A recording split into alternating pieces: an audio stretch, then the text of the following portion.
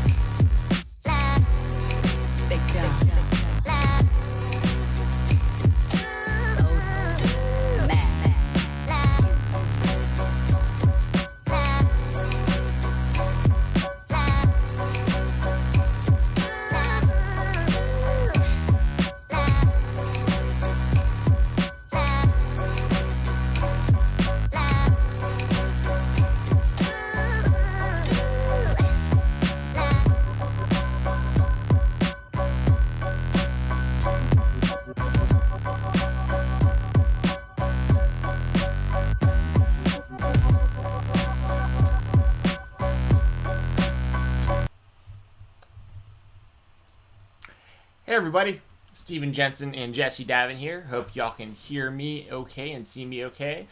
And then of course we have Jessi, who is in audio form again today. So hopefully we can hear you, and we won't see you, but we'll hear you. Go ahead and let us know how you're doing today, Jessi. Make sure the audio sounding all right. I'm doing good. Just doing my thing. How are y'all? I'm good. Doing my thing also. It's funny because you can see this. I keep forgetting I accidentally changed the spot for Jessi's audio to the name Brad because I had a guy named Brad on was a while back for one of the AEW shows, Brad Peterson.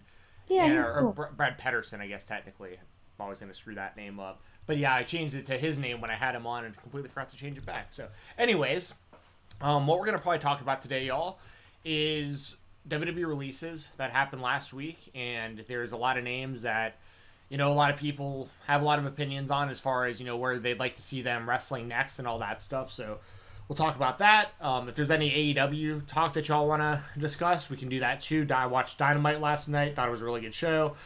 And really anything else that y'all want to discuss, anything Jessi wants to talk about. But Super chats and donations, as always, y'all. If you have a super chat, you can send that right through the YouTube channel. If you want to send a donation, the links are in the description below. That'll guarantee that your questions get read, your questions get answered, your comments get read, all that stuff, and the audio of it will go on my Fight Talk podcast feed within the next couple days as well. So everyone will hear it in audio version too. But yeah, Jessi, what do you want to get started with today? What do you want to talk about? We should probably start with like the WWE releases since I know you're wearing a Samoa Joe shirt. I mean, even though that was what, like a week ago, 2 weeks ago. Yeah, it was like a week or so ago. Actually, exactly a week ago, I think, because Oh wow, I think I had really? talked about this on Thursday night with Doug and Brandon, like late Thursday night. So it must have happened during the Yeah. afternoon. So so yeah, I'm wearing a Samoa Joe shirt in support of Samoa Joe. This is his NXT shirt. I thought he had a great run there. I was super pumped when he was there. His main roster run was a little underwhelming, but there's not a whole lot he can do about that. Okay. Yeah, how do you? I mean, I can get probably like I'll get a list pulled up here in a second of the Yeah. names. I mean, it was obviously not as intense as last year's release. Like list, I mean, last year it was like hundreds, right? I It mean, was there a was a lot bunch of of people. back, Yeah. it was like backstage people. There was like producers, there was officials, like referees. I mean, some of them they brought back. I mean, like Drake Maverick or whatever his name is. I Hmm. mean, because he cut that amazing promo on his Twitter, and everyone just like sobbed for him. And ironically, that's what brought him back. But I mean, it's a double-edged sword kind of with these releases because while like Bo Dallas, for instance, they weren't doing anything with Bo Dallas, so it makes sense why they would probably release him. Like some of these actually made sense. Some of these were like, oh, okay, I see, I get it. But like you look at like Samoa Joe, who's been on commentary forever, doing a really good job and is incredibly talented in the ring, albeit he be injured or not cleared or whatever. Then you have like the iconics Billy Kay and Peyton Royce, who were literally like Billy Kay was literally on WrestleMania, had a whole gimmick going with like being a manager, had the whole resume thing going, was like an active storyline. Like that didn't make sense to me. And then you have like Tucker, obviously Otis is doing his own thing with Chad Gable.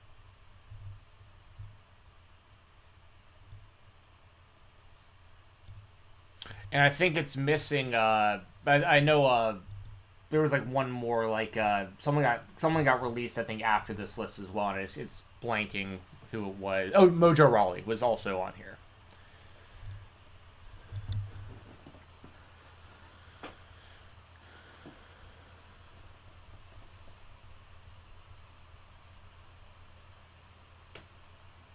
Hmm.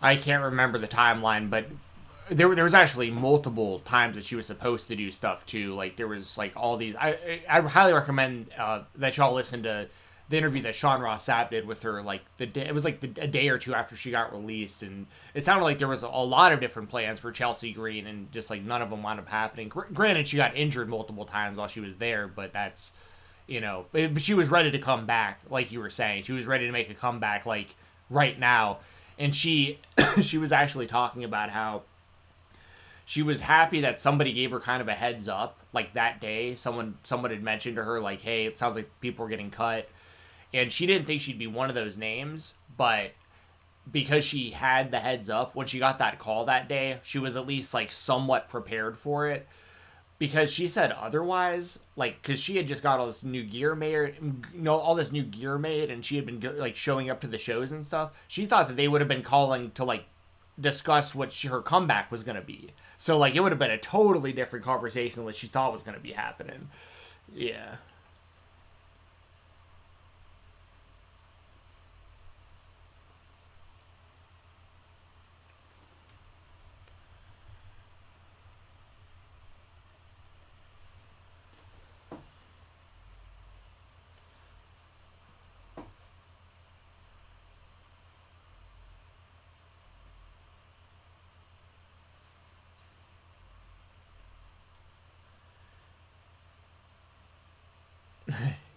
Yeah. There was a lot of speculation about that.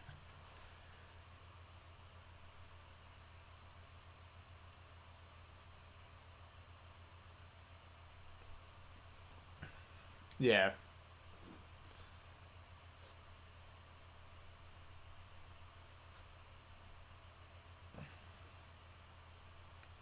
Hmm.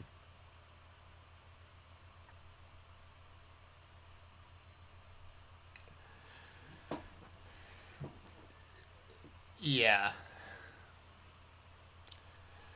That seems to be the most that seems to be most of where the anger I think comes from the fan base is that like because they cut these people on the same exact day that they cut last year. So it was the same date to the day. And it was like you said, they're going to be doing these quarterly calls and reporting literally record profits. So it's hard to justify it being budget cuts if you're making more money than you ever had as a company. But like you said, there's certain the timing is just really really bad for this because like Bo Dallas, for instance, I don't think anybody would have really batted an eye if Bo Dallas would have been cut, just randomly back in like January or something. People wouldn't be happy that he's losing his job, you know what I mean? But like, no, it would have been expected. It's like he hasn't been on TV in years. Other guys in his same position, like Curtis Axel, for instance, he was let go last year, and he was in like the same exact boat Curtis Axel was, and all. So like in WWE, it's a for-profit company, and it's similar to a sports team. Like, it isn't on them to like, there's no right in the world that's like they have to keep people and they can't release people and they can't change their roster, just like any sports franchise would be doing constantly all year every year. But it's like you said, it's the timing of it that I think is really really bugs me, because it's just one of those things. Like if this was an actual budget cut reason and they were like being honest about that side of it and then not turning around and like basically bragging about how much money they're making, it's like, okay, so then why did you have to release these people if, and like you said, especially the ones they were doing stuff with. Like Samoa Joe is an interesting one for obvious reasons because, I don't know what this actual story there is. My assumption, once again, complete assumption, my assumption is that he wanted to wrestle and they wouldn't clear him. That's my guess. And if that's the case, that would make sense. Because Samoa Joe it will be similar to Daniel Bryan years ago. Well, he'll go out, but he won't be under WWE contract like Daniel Bryan was. And he'll go out and he'll just go start seeing doctors and he'll start getting cleared by the doctors that, the WWE doctors have kind of a different motivation than like a normal doctor would because they work for the company's liable. Like if the WWE doctor says someone's good to go and something happens to them in the ring, like that's a really big deal on the company, and there's going to be all this stuff about how the company warned them that they weren't good to go and blah blah blah. So I guess the point is, I think Daniel Bryan, similar to Daniel Bryan, I think Samoa Joe will probably be able to get cleared, outside of the WWE, and he'll want to go wrestle. Mickie James would be an asset anywhere because, for sure. For sure. And there's a whole generation of wrestlers right now on the independents and in, NXT or outside of WWE, AEW, New Japan, Ring of Honor, all that kind of stuff. These are all Samoa Joe fans growing up, like that are wrestling now. Like, so he would be a great guy to have anywhere. I personally speaking, I'd love to see him in AEW, even if it was just for a few matches. Who do you want to see him wrestle in AEW if he does wind up there? Yeah, that'd really be really good promos, and the two of them would beat the hell out of each other. Yeah, I think obviously him and Kenny would be very interesting, just because like never seen it.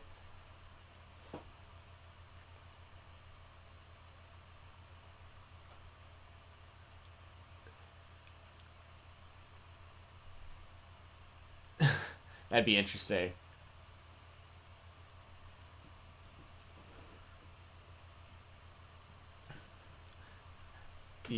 Yeah, same here. I'd love to see if Kenny Omega can put Samoa Joe up on his shoulders for the One Winged Angel, because he put Archer up in it, and I was like, oh, okay. Like, I didn't realize. I mean, I knew Kenny was a strong dude, but like that was pretty impressive to me. I was like, we can put Archer up. We can put a lot of people up in that. Yeah, and then Mickie, obviously there's going to be a lot of speculation if she's going to, wind up in the National Wrestling Alliance because, of course she's with Nick Aldis. So there's always like that speculation. Same with like Bill or Peyton Royce, she's with Shawn Spears. So people are automatically going to start thinking like, well, could she go to AEW because there's already like the connection there. But that's not always the case. I mean, keep in mind different circumstances, but like Tessa Blanchard's dad works for AEW and she's not there, you know, so like that doesn't always really mean anything. But so,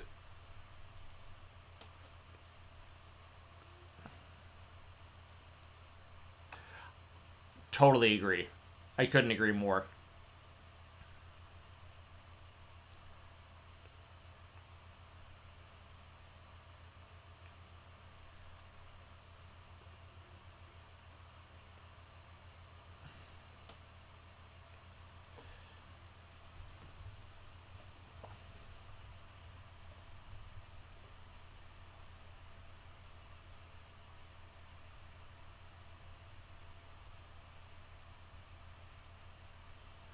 Yeah, oh, for sure, like character work type stuff. Yeah, yeah, absolutely. Because when you have like for here's kind of where I'm like torn with Iconics because I think Peyton Royce would be fine pretty much anywhere. She'll be all right. Um, but Billie Kay is really she's just not good in the ring. Like I'm yeah, and she's a character. Like if she was managing Billie Kay, or sorry, Peyton Royce. If Billie Kay was managing Peyton Royce, I think that's a way. I mean, they could still tag team, but like I think that would be the best route to go. Like let Billie Kay and Peyton Royce still do their thing, still be friends, and have the kind of promos that they cut, and they'll still be over anywhere that they go. But let Peyton Royce handle the wrestling aspect of it, and let Billie Kay just keep drawing heat. Yeah, and the two of them together are good. Like, it didn't make any sense for them to split them up to begin with, the WWE, so... Yeah. Yeah, really. So, and that one was surprising, like you said, because they were on television.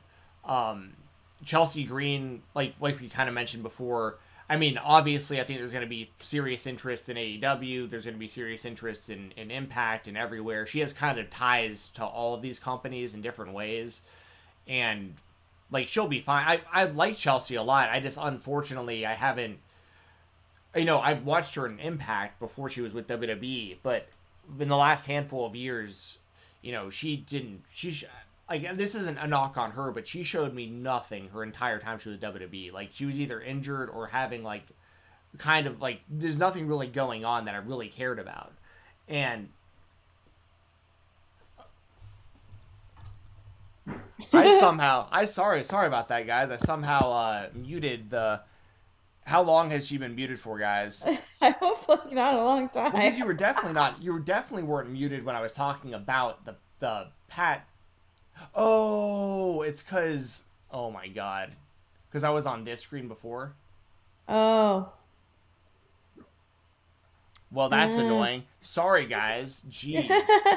My OBS is all screwed up. This is why we should probably switch to Streamlabs at some point, or StreamYard. Like, I hate all these things on here. Sorry, guys. Well, you probably missed a lot of Jessi's thoughts on the people who got released. Oh, well. But luckily, I'm kind of You're relaying what I'm saying. Yeah. Like, you know what I mean? So. Hopefully, you can hear it now. Can you all hear our audio now? I mean, it should be working. Sorry about that. Yeah. Sorry. Thank you. Thank you for Kenny. Thank you, Kenny. Yeah, for letting Kenny us know. said something. I wasn't sure. Jeez. Okay, here's how dumb I am though, because he was talking about he didn't want me to be a roster cut, and I went, "Aw," and he said I'm the heart and soul of the roster. I was like, "Uh-oh, what if he's talking about NXT Jessi Kamea?" I was like, "Oh no, what if I'm like being like egotistical?" No. Yeah. Oh man. Yes, roster cuts to Jessi's voice. Oh my gosh.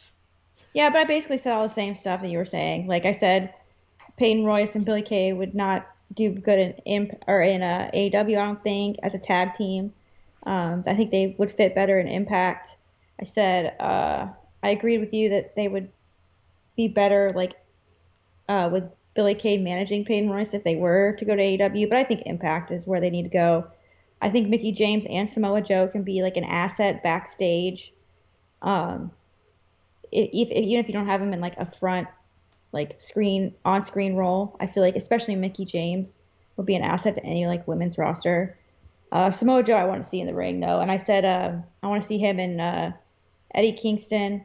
I think him and Orange Cassidy would be a funny dynamic, and then we were talking about the One Winged Angel. I think that's about it. Yeah, yeah. So that's pretty much where we're at with all of them so far. Like, Wesley Blake, that wasn't really surprising. Yeah. The sad thing about that, though, is like that whole Forgotten Sons group, when it was him and Jackson Riker and Steve Cutler. Like, Steve Cutler and Wesley Blake are actually, like, really talented. And Jackson Riker is, in my opinion, easily the worst of those three.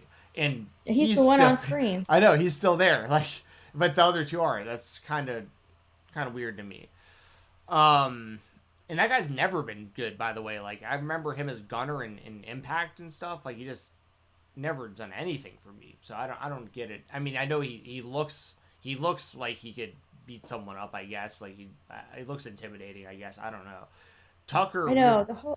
Oh, sorry. Go the ahead. whole Elias. I was just gonna say the whole Elias gimmick needs a crowd. They just need to like put that on hold until crowds come back. Yeah, and to be fair, I haven't watched enough Raw to even like know. So, Tucker, we talked about him before the show. Mm-hmm. I really like that picture that he posted. Actually, let me pull that up here because I know I've got it on my timeline. And this is really like I really feel this way about Tucker. When was this? What was a week ago? That was the 15th. Woo! Let's fine. I'll go through all these tweets. Oh, the Askren and Paul fight was during. Oh yeah. All this. Wow, it was shocking. Oh my gosh. Jake Paul, he is the money fight right now. I guess I could have just went straight to Tucker's Twitter. I don't know why I didn't just do that. But now I'm so deep that I don't want to give up. This was all Twitch. Okay, I know it was before this because I remember being on Twitch. There it is. Okay, so for Tucker, right? As I have this advertisement right over, we're just gonna get rid of this thing for now. So Tucker posted this the day of his release, and I was telling Jessi, but just kind of to get my point out there, I learned more about this guy in one tweet than I knew about him the entire time he was in the WWE. So WWE Tucker, he just was like Otis's sidekick, and then he like turned on him for no reason, and he just wore like a generic singlet and wrestled pretty much like a generic guy, knew nothing about him. One tweet, guy's got a joint in his mouth, so I'm immediately like, okay, guy smokes weed. Like, at the very least, he seems like a pretty laid-back dude. Like, it's very relatable to a lot of people when you see something like that. Dude's got an Arizona State wrestling shirt on. I'm like, oh, I didn't realize you even wrestled collegiately. But, Arizona State, that's a good school. And then I looked further into it, and he was, like, an All-American level wrestler. It's like, wow, okay, so he's super legitimate. Didn't really realize that. You see the shorts this guy's rocking, and me and Jessi both agree. Like, you see this, he likes to party. This guy likes to party. You see those shorts, and it's like, this is the kind of guy, I want to get to know this guy, right? Guys, out on the golf course on a nice day, then this is what he's all about. I like this guy now. I didn't know anything about him for years. And in one tweet, he told me more about himself with just one picture than the WWE creative did the entire time he was there. So, I don't know really what my point of all that is, other than I hope he does well on the indies now because I'm pulling for the guy, and it's amazing how the WWE wants to micromanage everything about everything that they do, and then the talent does something on their own, and it's like that would have him walking out looking something like that to the ring would have gotten him more over than anything he did in the last 3 years. Yes. But anyway, it's just that's relatable, right there. Exactly. Not everyone's gonna like the whole weed thing or whatever, but like, there's a lot of people that will. Yeah, there's a lot of people that'll on the down low like it too. Exactly. Of course, WWE has to go to the extreme with that too, with Matt Riddle. Oh gosh, yeah. Let me switch over to this real quick. Yeah, I haven't seen a whole lot of that, but what I have seen has been. It's so strange because he's so like. He could be such an asset for them in the ring because he's like, I think his in-ring work is good and he's like presents something different and he looks legitimate and he is legitimate from his MMA career. but they have him sounding like such a moron. It's like, I don't know why they think people will get behind that, but I don't either, but I mean, it's kind of funny, I guess. I mean, I don't know. I'm not smoking weed right now, so maybe if I would have a different opinion. well, But yeah, it's. Let me put this back up here. I don't know. Like, I'm somewhat optimistic about it because I know if he's doing it at all, Vince has to be behind him to some degree. true. You know, so like maybe I just don't. I feel like there's just a ceiling on a character like that. So, you know, I've compared it to the Eugene character in the past. You know what I mean? Like, and that's really how I feel about it because there was a definite ceiling to that. Like there's only so far you can go with like certain characters, and like Matt Riddle's a literal world class level athlete. Like but like this is what they're. I don't know. But then sometimes it's kind of funny, like when he forgot his lines. That was hilarious. Yeah, and like, you know, honestly, like he had banter with the New Day backstage and it was like really funny.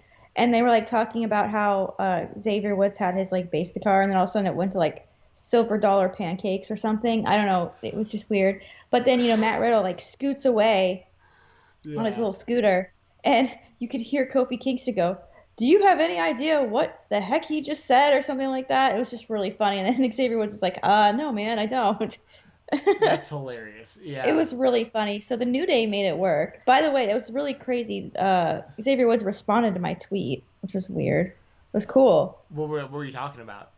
Well, I said when he was coming down to the ring, because he started playing the bass guitar, and he was like walking down the ring. I said it was a missed opportunity that they didn't have him play the New Day's bass line walking down. And apparently he said, if only my fingers, he's like, if I told you how hard I was trying, he was basically saying I'm really trying to practice it a lot.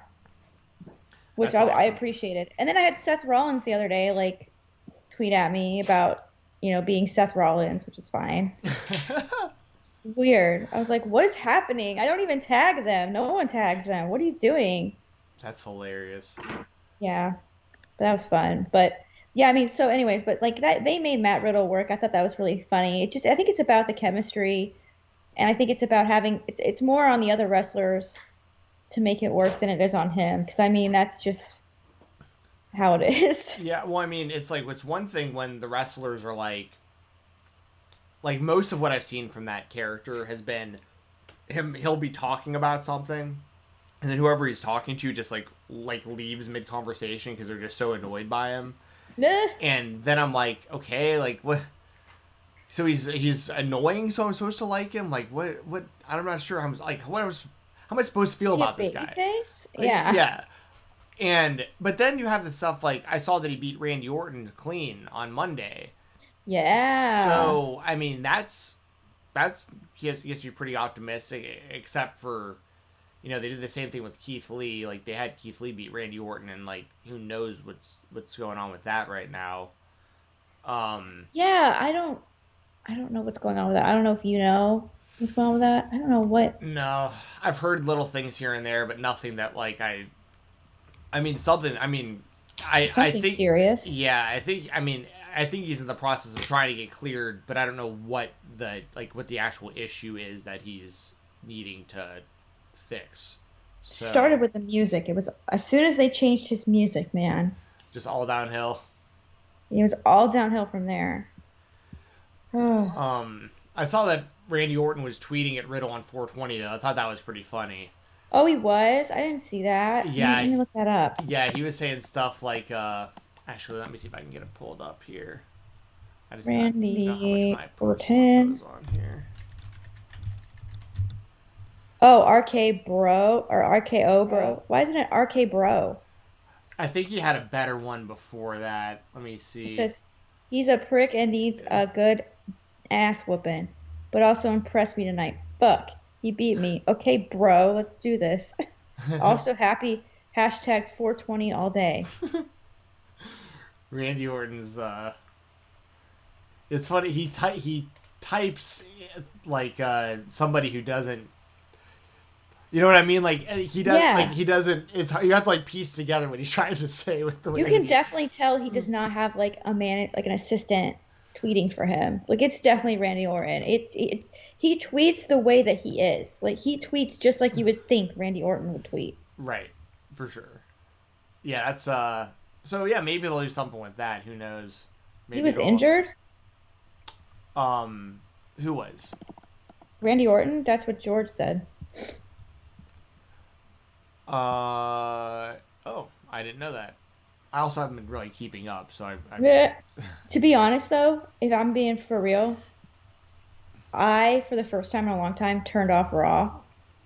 Like within the last like for the last hour. Like I don't think I watched it. I was like, this sucks so bad. Oh yeah, yeah, I'm sure. I mean, I was like, I would rather watch. I was literally watching a seismograph. I'm into earthquake videos right now. I'm ready to catch the big one. I don't know why, oh my but I was gosh. watching a live. I'm watching it right now. Shit, a live stream of a seismograph. I was like, that the potential for an earthquake and mass destruction is more entertaining than the Monday Night Raw. Yeah, I mean, I can't even remember what I watched on Monday instead. Like, I probably just watched YouTube or something I'd already seen before. I honestly can't even remember. But like, I knew it was Monday and I knew Raw was on. But and I have two TVs in my living room and I didn't even like bother. Like, I watched the Raw after WrestleMania. And I was like, if this is what this is going to be for, until the next pay-per-view, which then that also kind of bugged me that they're calling it WrestleMania Backlash, which is just complete clickbait. I just have no interest. I've seen some things on Twitter, like scrolling Twitter, I saw that that Dijak and Dio Madden unmasked. That's right. I saw that. Interesting. Yeah, good for them, I guess. But I mean, that whole Thank Retribution God. thing was a complete disaster. That was completely WWE's fault too. Yeah, well, and it was like we were saying, like a year, like whenever that it started, what seems like a year ago already. Yeah. It was like, they couldn't have just kept doing that if there was a crowd from the start. That storyline would have been dead week In the 3. water. Yeah. Yeah, that. Well, let's see what I'm just seeing what people are saying in the chat here. People probably agreeing about a lot of the. Yeah, George Hook says Eugene was the bottom of the pit for the WWE. I consider Riddle just a bit above that. I mean, I guess I feel the same. Here's the thing: I didn't dislike the Eugene, like the idea behind the Eugene character. Like I think that it was interesting to see, like, because he was like a wrestling savant, kind of was his gimmick. He was he was. I don't even know how to articulate it. Let me put it this way. I watched some videos on autism recently. Mark Rober put out a really, really good video on his son who has autism. And he was talking about some of his son's friends. And, like, one of them, when he's in crowds of people, he's, like, completely disconnected from what's going on, like, around him. But if you ask him what day of the week, any date ever is, he can tell you.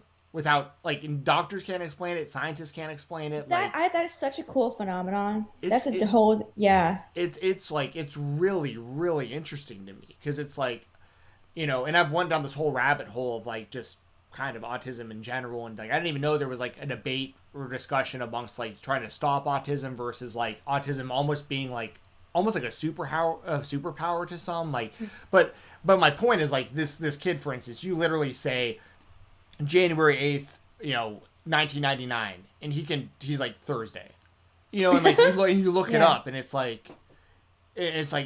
unreal, and that's kind of what the reason I bring that up is it's kind of like the Eugene character. He was like a little off backstage and in his interviews and in his approach around other people, but then you put him in the ring and he's out there hitting rock bottoms and people's elbows and so cold stunners, and like he's hitting all the moves of his favorite wrestlers, and I was like, I thought that was actually pretty good. And he was super over for a short period of time. Like, he was one of the top acts on the show for a minute. And people, I think, kind of forget that. So that's kind of where the comparisons with the Riddle thing is for me. He's like this annoying guy backstage who people don't even, like, understand. And, like, he's riding around on a scooter and he's very, like, unrelatable to most people. But then you put him in the ring and it's like, oh, he's an ass-kicking machine. Like, yeah. Issa, thank you for joining the chat. Yes, thank you. Congrats on 10,000 subscribers. Go subscribe to Issa's channel. She's fantastic. Yes, absolutely. Yes.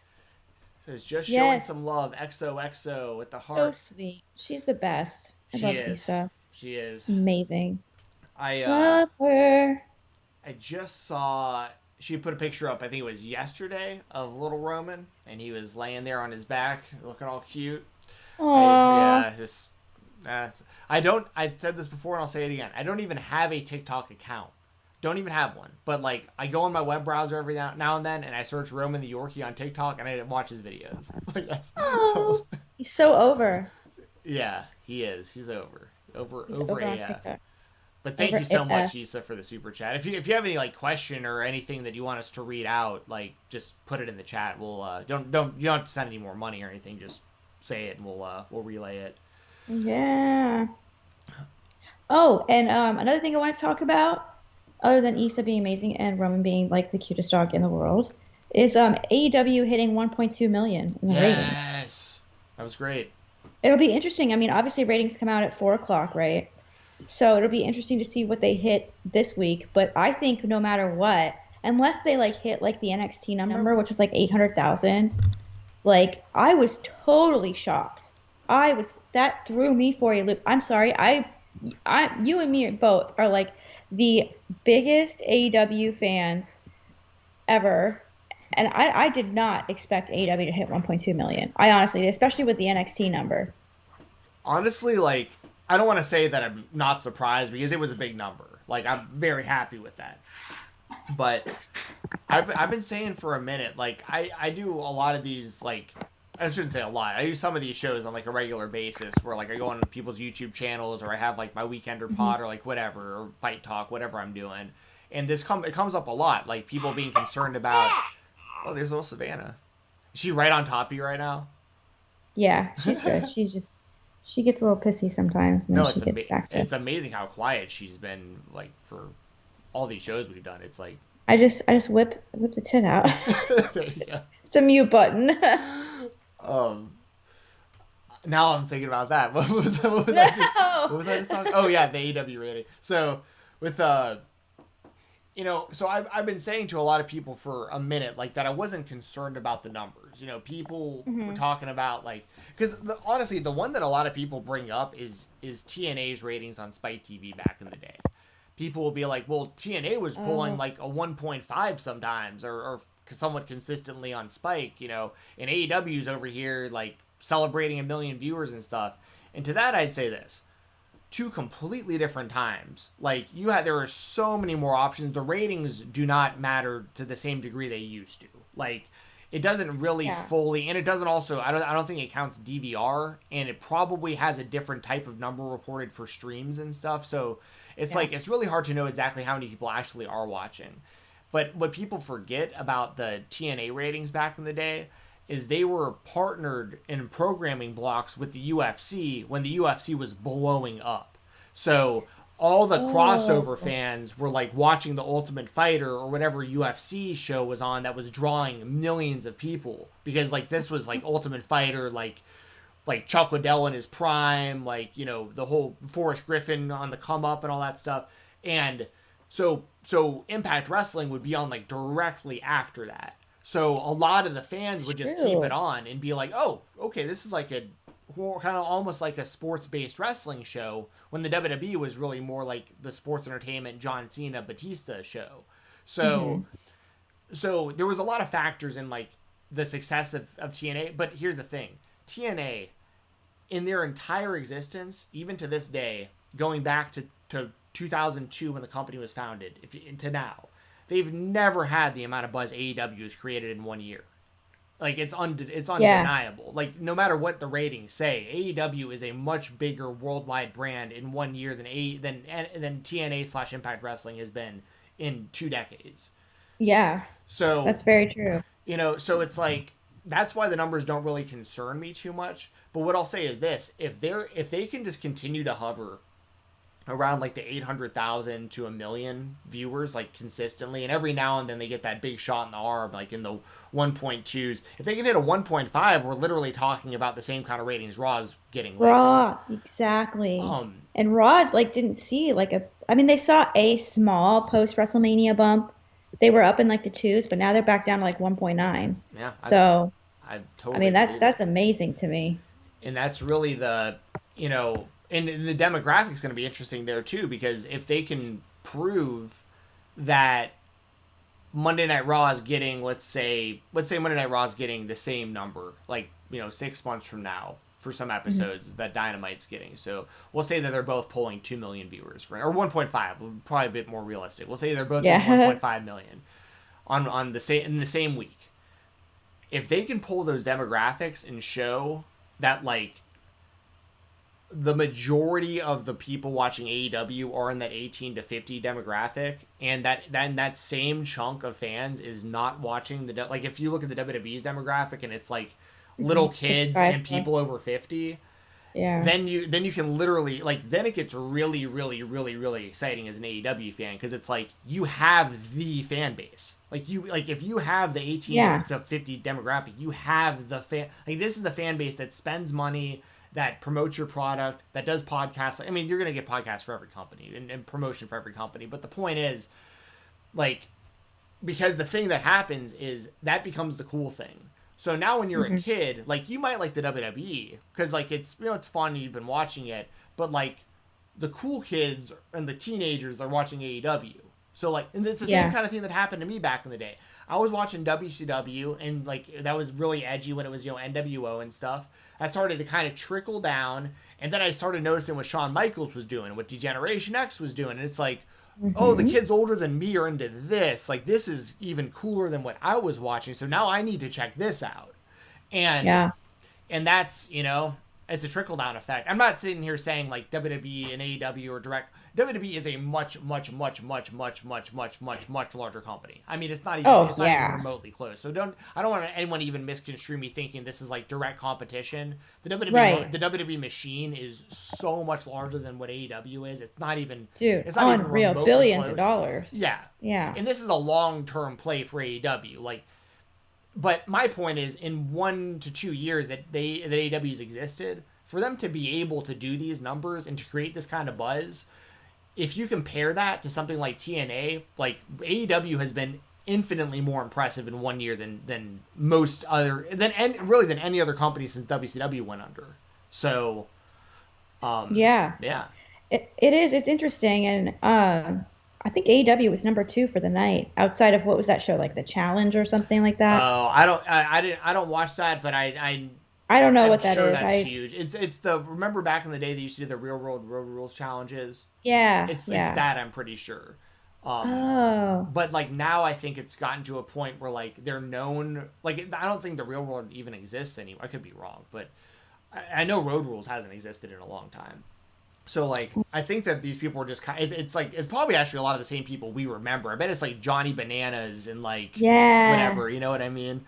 But yeah, that would make sense though, Jessi. Like, a show like that, I could see them outdrawing AEW, especially in, like, this type of demographic, because it's MTV and that show's been on for, like, forever. But to have, like, number 2 for the night is really amazing. And Issa said, I have been enjoying both shows so much more now that they're on separate days. I completely agree.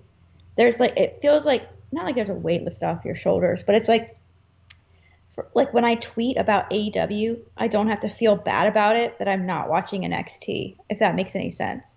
Yeah, for sure. Like, the whole, like, tribalism surrounding it was so dumb and so stupid. I mean, you have, like, wrestlers tweeting at each other from both each other's companies, like, hey, good job, and, like, all this stuff. And it's like this whole war was basically, like, created by the fans. And I think even Triple H commented on that recently.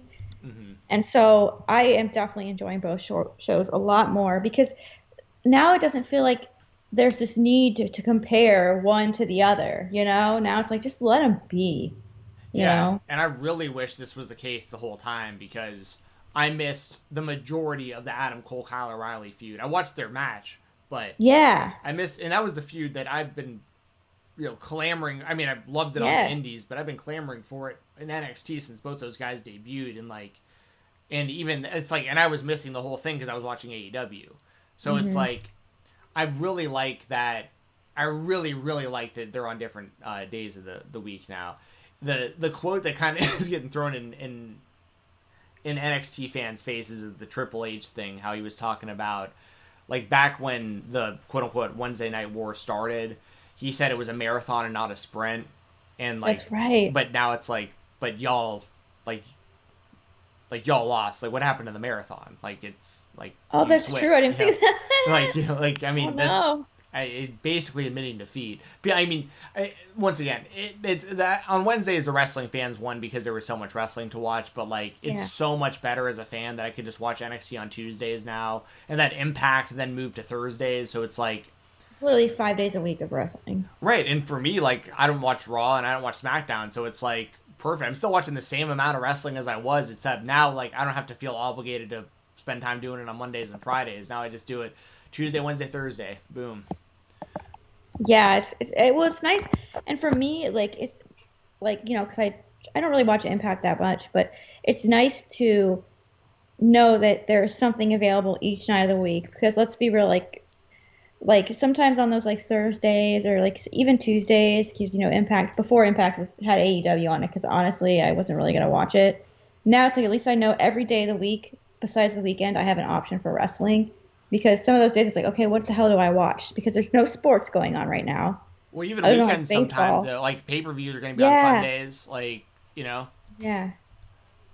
Some, Yeah, I mean- sometimes I think AEW runs Saturday. Do they run Saturday pay-per-views or Sunday? They pay-per-views? usually do. I think Tony Khan said he would only run Sunday pay-per-views if there was like a holiday on Monday, Yeah, or which like got a heat for massive because UFC the US show. is the only one that had what? I would say, or probably a massive UFC show. Sometimes they run Yeah. UFC, like Impact switched from this Saturday to this Sunday to avoid the UFC pay-per-view. Yeah. I'm gonna order that pay-per-view because I really want to see Mauro Ronaldo call that match.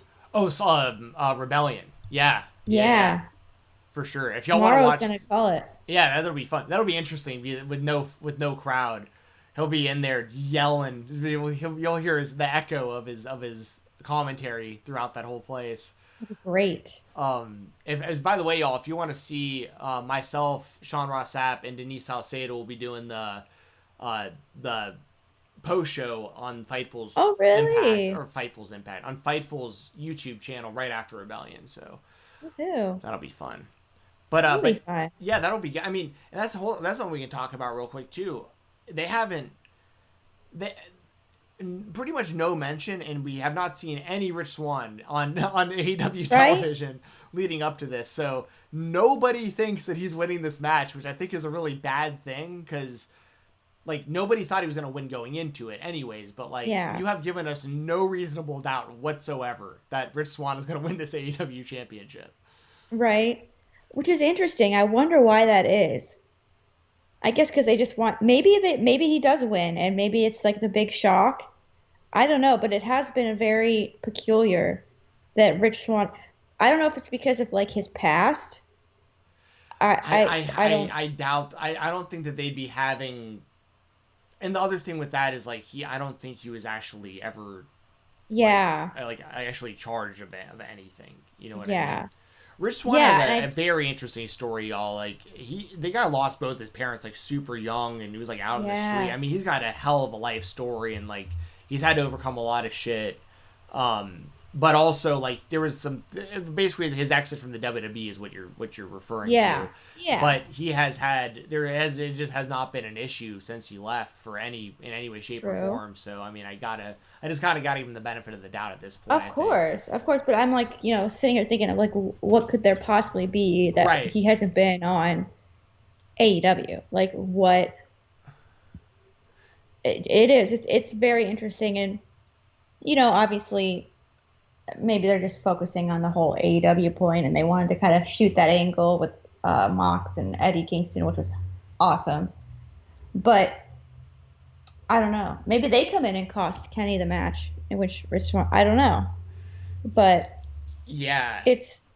I mean, there's a lot of. My thing that I've been saying is I think that Willie Mack is going to turn on Rich Swann in the. Ooh. But and I think George Hook was saying. Oh wait, no, he didn't mention Willie Mack, but I think that.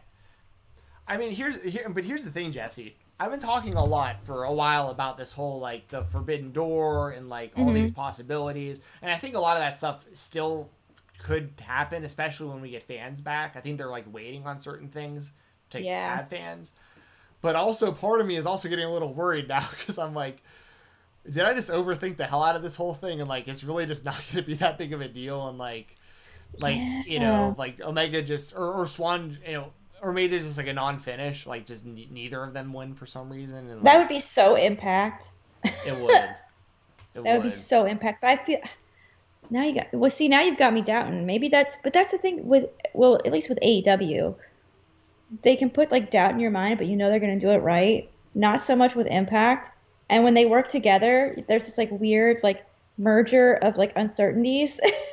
And it's like, okay, I trust AEW to do like something that'll impress me, but I don't trust Impact to do something that will impress me. Like, is it gonna work out? Is it all gonna like even itself, cancel itself out? We're just gonna get like a meh, or what? Or are they gonna tear the house down? Which I think is really a possibility.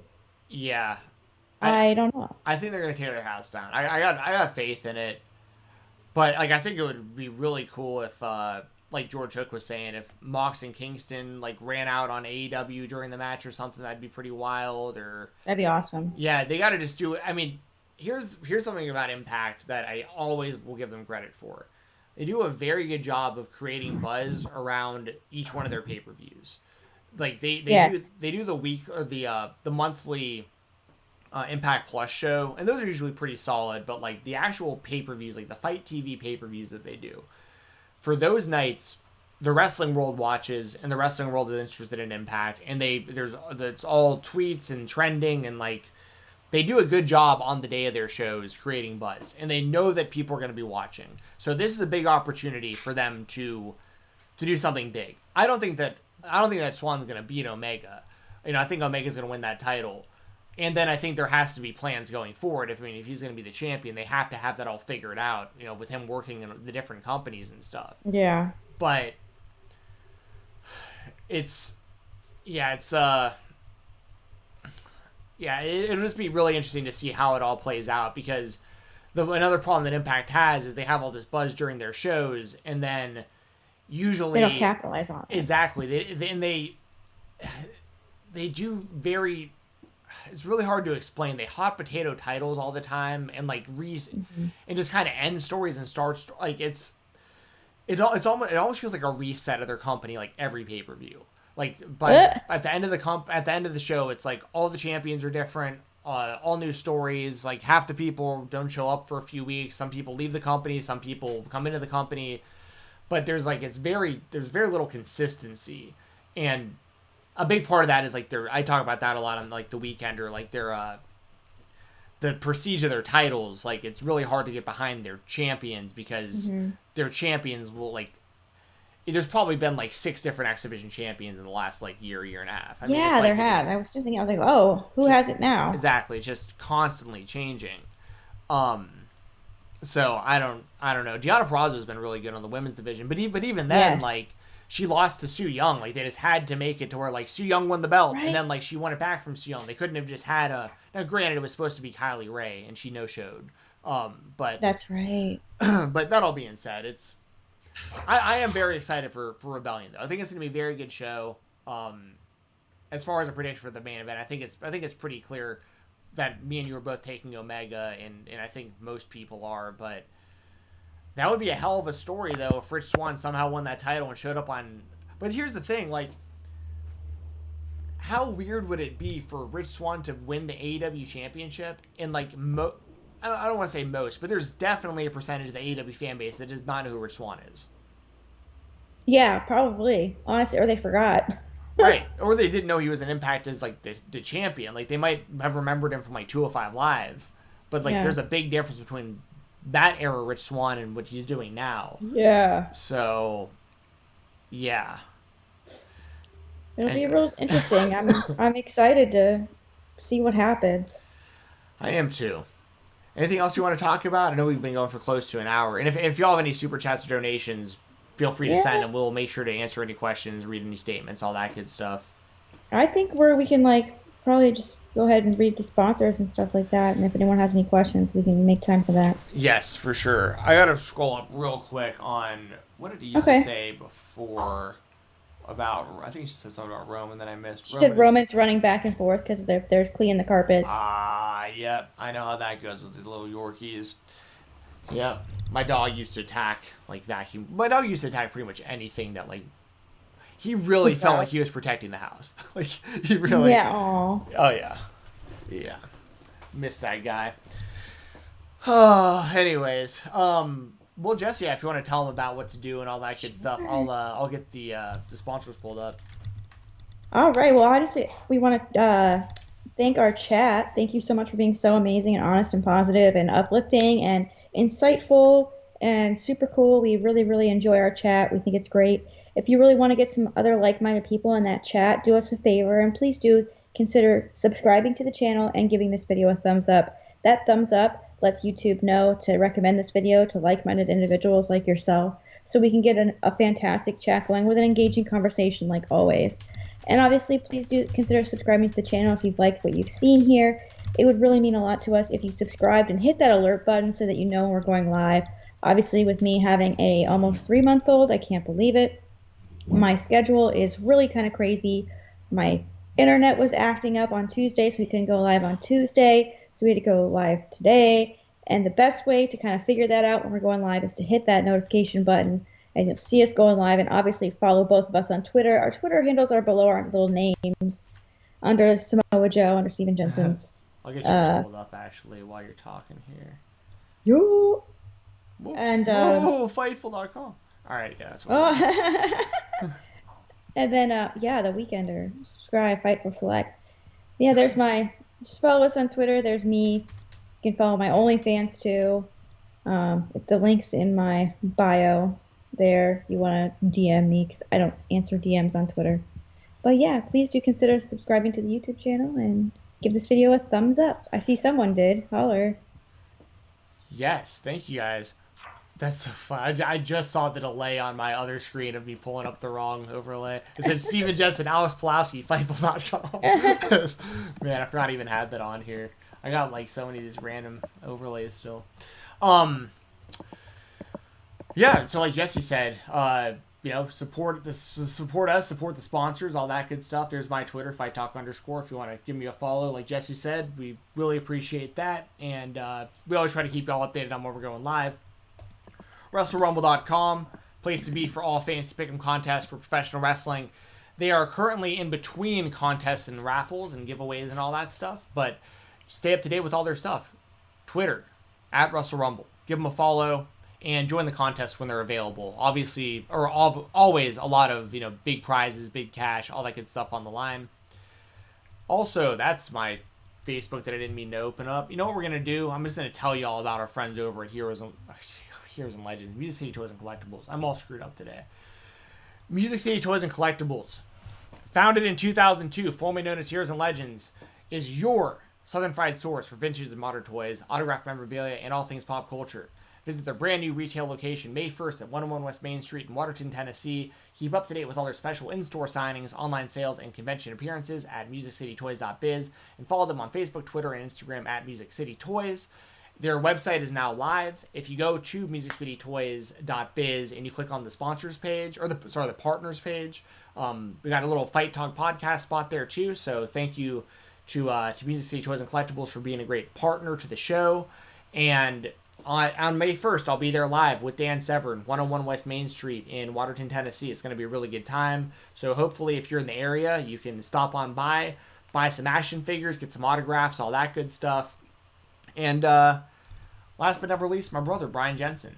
If you want to give him a follow on Instagram, his handle is BoxingATL, BoxingATL. He's a part owner of Steel Boxing and Athletics, which is a gym out of Atlanta, Georgia. He can help you in a wide variety of ways. If you're looking to get in better shape, want to learn how to throw hands, learn self-defense, if you want to compete at a professional or amateur level, in boxing, kickboxing, mixed martial arts, whatever it is, or even if you have any neurological issues, if you have Parkinson's or MS or anything like that, Brian is 100% certified to help you with all that stuff. Y'all would be surprised at just how helpful little range of motion type exercises and stretches can do for everybody. So whether you're looking to get like a super hard workout in, you want to do some boxing, sparring, whatever it is, or if you just want to get some flexibility back, get some dexterity back, that kind of stuff, Brian's your guy. He can meet you in person in the Atlanta, Georgia area at his gym, at your house, at your business, in a park, doesn't matter. Or if you want to hit him up from anywhere else in the world, he can help you remotely. So Skype calls, Zoom calls, all that stuff. He'll still help you reach your goals. Hit up Brian Jensen right now. Once again, at Boxing ATL on Instagram. That's the best way to get in contact with him. So yeah, that'll probably do it for today. And Yeah, shout out to my tweet that literally just loaded of me saying we're going live now. Oh, really? Yes! It just loaded. Wow. It's just tweeted. I was like, are you serious? Oh, wow. Oh, wow. Well, hopefully they catch the replay. Yeah, all this will be available on the Fight Talk podcast feed either tomorrow or Friday. And, yeah, Jessi, anything left from you before we sign off here? No. Just I hope everyone has a good weekend and stay safe and have fun and be cool and chill out. And yeah. I don't know. Stay fun. Be cool. Stay fun. Stay fun. Be cool. Be cool. Be safe. Enjoy wrestling. We'll probably be back here. I'm guessing probably Tuesday. Maybe depends on. Yeah, probably. So yeah, we'll probably be here on Tuesday, y'all. But if you're subscribed, then you'll know that we're going live. If you're following us on Twitter, you'll know we're going live. And like Jessi was saying earlier, please smash that like button. It really, really helps a lot. Smash that like. Costs nothing, and it helps us out. So yeah, that'll do it. We'll see you next time. Have a good one. Bye.